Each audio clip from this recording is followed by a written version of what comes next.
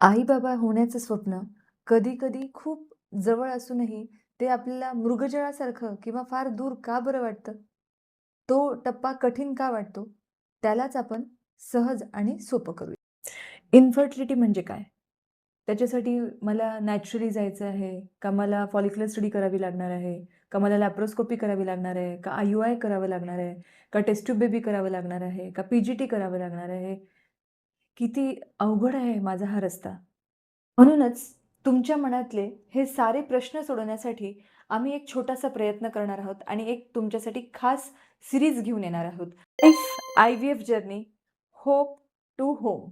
हा एक असा प्रवास असणार आहे, जिथे आपण प्रत्येक टप्पा अगदी सोप्या भाषेमध्ये आणि पूर्ण वैद्यकीय माहितीसोबत समजून घेणार आहोत.